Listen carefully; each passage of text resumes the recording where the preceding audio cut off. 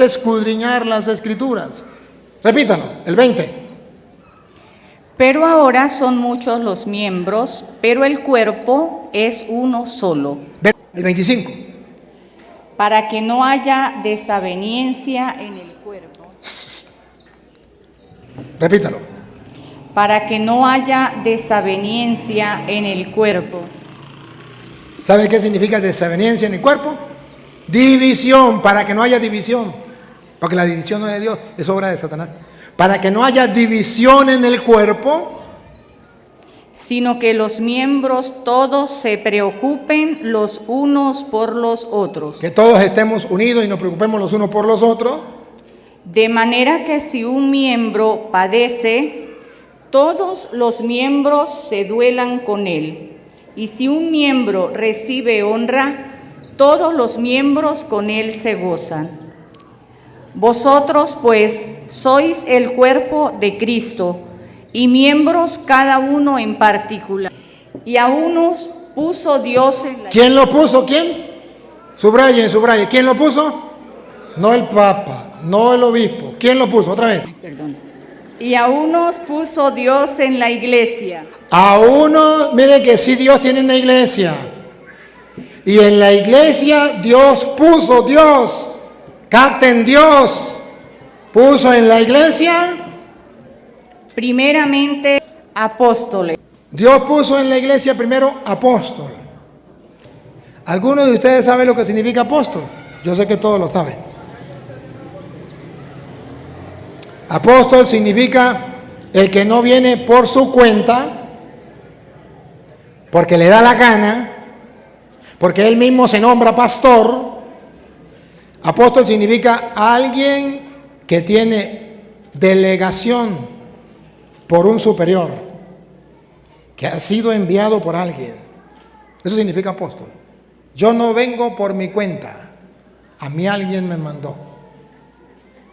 Apóstoles quiere decir entonces que Cristo puso primero apóstoles, o sea, que para usted pertenecer al cuerpo de Cristo tiene que dejarse guiar por aquellos que Cristo puso al frente. Eso significa apóstoles. Por eso la Iglesia Católica es una, santa, católica y apostólica. Luego, profetas.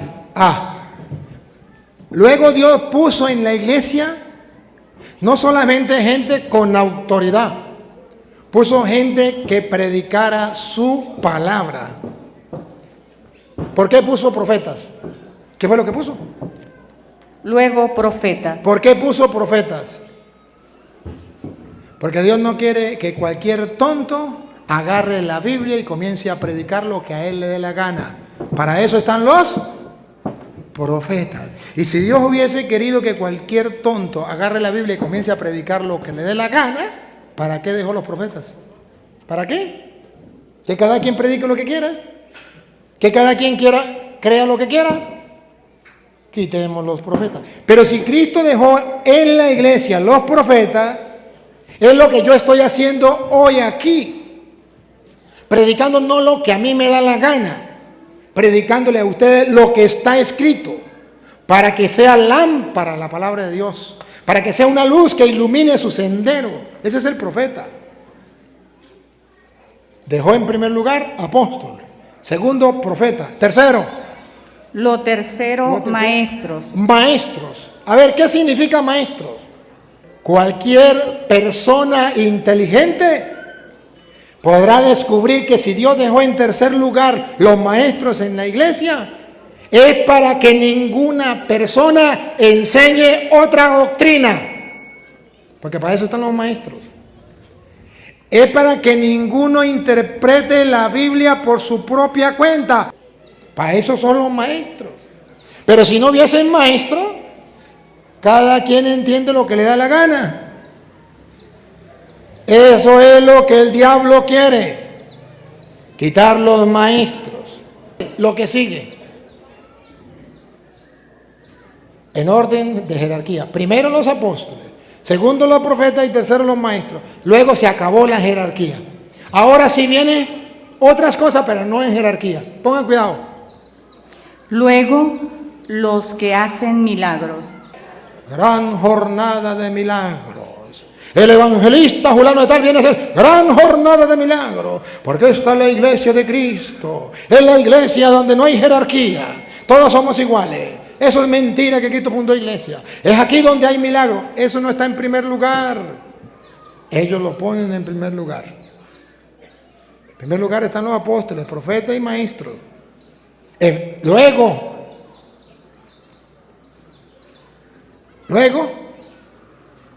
los milagros. Después, los que sanan, los que sanan, los que ayudan, los que ayudan, los que administran, los que administran.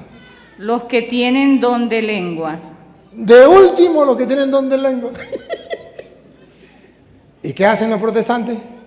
Véanlo. No, mejor no lo vean. Pero ustedes deben saberlo. ¿Qué es lo que hacen los protestantes? Llegan y comienzan a orar. Aquí sí hay poder. Esta es la iglesia de Cristo. Aquí se habla en lengua. Anda. Y sabiendo qué significa iglesia, iglesia significa congregación. Ahora, asamblea, congregación. Ya entonces nos damos cuenta que Cristo tiene iglesia. ¿Y saben qué dice Pablo? En el Colosenses capítulo 1, versículo 24, Pablo dice que esa iglesia tiene ministros. ¿Saben qué significa ministros? Personas que están al servicio de Dios y del pueblo. Y Pablo dice que él es ministro de la iglesia, de modo que yo no soy la iglesia. Él es ministro de la iglesia. Pongan cuidado. Ahora me gozo en lo que padezco por vosotros y cumplo en mi carne lo que falta de las aflicciones de Cristo por su cuerpo, que es la iglesia. ¿Qué es la iglesia? De la cual fui hecho ministro. Pablo dice que dentro de la iglesia hay ministros.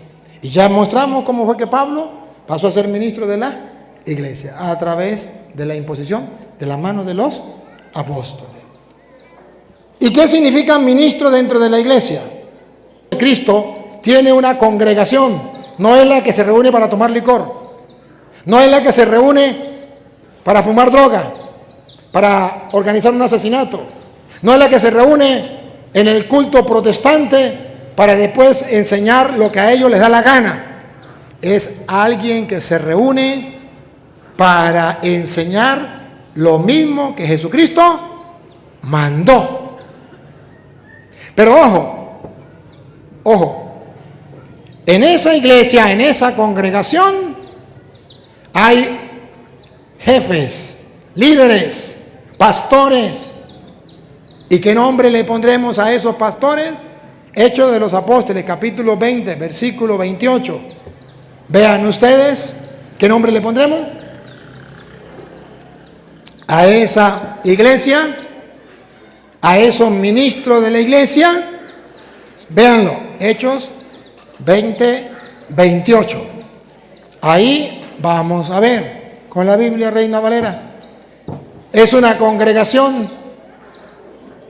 ¿Y quiénes gobiernan, quiénes dirigen esa congregación? Escuchen. Por tanto, mirad por vosotros y por todo el rebaño en que el Espíritu Santo os ha puesto por obispos. El cuerpo de Cristo es un grupo, un rebaño, un cuerpo, una iglesia, una asamblea que lo pone como rebaño. Pero ojo, ahí hay un pastor que tiene nombre. ¿Qué nombre le puso la Biblia? Otra vez, ¿qué nombre le pone al que gobierna todo el rebaño? Obispos. ¿Y cuál es la tarea de los obispos?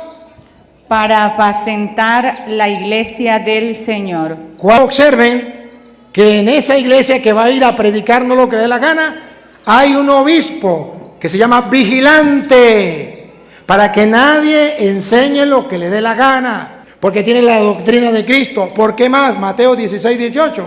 Porque Cristo a Pedro, cuando fundó la iglesia, le entregó las llaves del reino de los cielos. Y le dijo, lo que ates quedará atado en el cielo y lo que desates en la tierra quedará desatado en el cielo. En castellano, ¿qué significa? En castellano significa que la iglesia que fundó Cristo tiene la autoridad y el respaldo del cielo. Óiganlo, Mateo 16, 18. Y yo también te digo que tú eres Pedro, y sobre esta roca edificaré mi iglesia. ¿Cuántas iglesias? Una. Mi iglesia, una. Ahora, vean, a ti te daré las llaves del reino de los cielos. ¡Ah, bárbaro! Con eso basta y sobra para que cualquier cristiano note la diferencia. Está entonces la autoridad que Cristo le da a la iglesia. Lo que la iglesia católica ate, la persona del Papa, en la tierra, atado quedará en el cielo. Eso no llevamos nada en la iglesia, pero el católico no lo sabe. Le escribe ahora a los de Filipenses 1:1 a la iglesia de Cristo que está en Filipos. ¿Y quiénes estaban en Filipos? ¿A qué iglesia le escribe? ¿A la iglesia protestante?